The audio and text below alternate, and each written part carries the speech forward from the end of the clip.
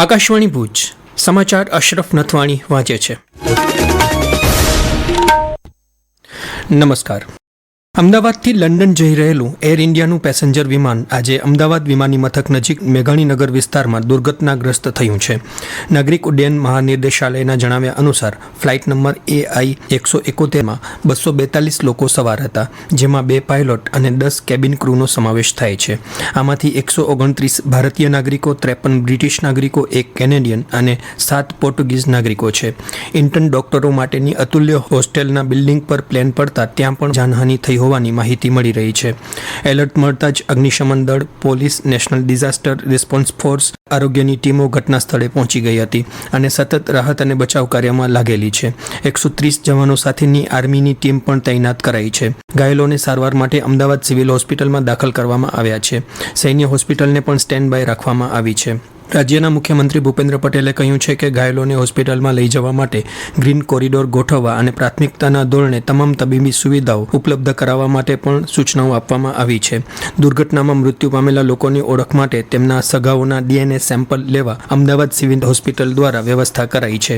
બચાવ અને રાહત કામગીરીને સરળ બનાવવા માટે અકસ્માત સ્થળ તરફ જતા તમામ રસ્તાઓ બંધ કરી દેવામાં આવ્યા છે.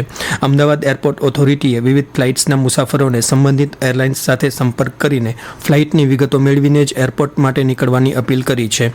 રાષ્ટ્રપતિ, ઉપરાષ્ટ્રપતિ અને પ્રધાનમંત્રીએ આ દુઃખદ ઘટના પર ઊંડો શોક અને આઘાત વ્યક્ત કર્યો છે. પ્રધાનમંત્રી નરેન્દ્ર મોદીએ એર ઇન્ડિયાની આ વિમાન દુર્ઘટનાને હૃદયદ્રાવક ગણાવી છે. શ્રી મોદીએ કહ્યું કે આ દુઃખની ઘડીમાં તેમની સંવેદનાઓ તમામ અસરગ્રસ્તો સાથે છે. દરમિયાન પ્રધાનમંત્રી નરેન્દ્ર મોદીએ ગૃહમંત્રી અમિત શાહ અને નાગરિક ઉડ્ડયન મંત્રી રામ મોહન નાયડુ સાથે અકસ્માત અંગે વાત કરી હતી. પરિસ્થિતિનો તાગ મેળવવા શ્રી શાહ અને શ્રી નાયડુ અમદાવાદ પહોંચી રહ્યા છે. એરક્રાફ્ટ અકસ્માત તપાસ બ્યુરોના ડિરેક્ટર જનરલ, તપાસ નિર્દેશક અને તપાસ ટીમ પણ અમદાવાદ જવા રવાના થઈ ગઈ છે. અકસ્માત અંગે વધુ માહિતી માટે એર ઇન્ડિયાએ પેસેન્જર હોટલાઇન નંબર 180056914444 શરૂ કર્યો છે. નાગરિક ઉડ્ડયન મંત્રાલયે બધી વિગતોનું સંકલન કરવા માટે મંત્રાલયમાં એક ઓપરેશનલ કંટ્રોલ રૂમ સક્રિય કર્યો છે. તેના નંબરો છે 011246108443 અને 9650391859. જ્યારે રાજ્ય સરકારે પણ રાજ્ય ઇમરજન્સી ઓપરેશન સેન્ટરમાં કંટ્રોલ રૂમ કાર્યરત કર્યો છે. આ કંટ્રોલ રૂમનો ફોન નંબર 07923251900 છે. ઉપરાંત મોબાઈલ નંબર 9974805304 પર પણ સંપર્ક કરી શકાય છે. રાજ્ય સરકારે આપાતકાલીન સેવાઓ માટે અલગ અલગ વિભાગોના 4 IASની નિમણૂક કરી છે. વિમાન દુર્ઘટના બાદ ભારતીય રેલવેએ અમદાવાદથી મુસાફરોની સુવિધા માટે 2 ખાસ ટ્રેનો ચલાવવાની જાહેરાત કરી છે. એક ટ્રેન અમદાવાદથી મુંબઈ અને બીજી ટ્રેન અમદાવાદથી નવી દિલ્હી માટે દોડશે. કચ્છમાં આગામી 22 જૂને યોજાનારી ગ્રામ પંચાયતની ચૂંટણીનું ચિત્ર સ્પષ્ટ થયું છે. જિલ્લામાં 30 ગ્રામ પંચાયત સમરસ થતાં હવે 136 પંચાયતમાં સામાન્ય ચૂંટણી યોજાશે.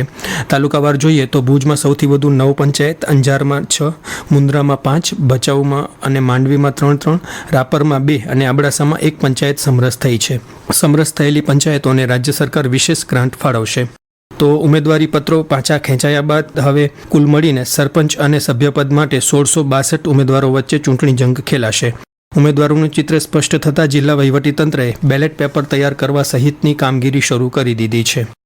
ભુજ તાલુકાના રતિયા ગામની સરકારી પ્રાથમિક શાળામાં આજે સવારે લોબીની છતના પોપડા ખરી પડતા 3 વિદ્યાર્થીઓને ઈજા થઈ છે. ઘવાયેલા વિદ્યાર્થીઓને સારવાર માટે ભુજની GK જનરલ હોસ્પિટલમાં દાખલ કરવામાં આવ્યા છે. ઘટનાને પગલે જિલ્લા શિક્ષણ અધિકારી સંજય પરમાર સહિતના અધિકારીઓ હોસ્પિટલે પહોંચી ઘવાયેલા વિદ્યાર્થીઓ અને તેમના વાલીઓની મુલાકાત લીધી હતી. બીજી બાજુ ખાસ તપાસ ટીમને ઘટના સ્થળે મોકલવામાં આવી હતી. જિલ્લામાં માર્ગ અકસ્માતના 2 અલગ અલગ બનાવોમાં 2 વ્યક્તિઓના મોત નીપજ્યા છે. ગાંધીધામમાં સૂતેલા યુવક પર ટ્રક ફરી વળ્યું હતું. ગંભીર ઈજાઓને કારણે રામબાગ હોસ્પિટલમાં સારવાર દરમિયાન આ યુવકનું મૃત્યુ થયું હતું.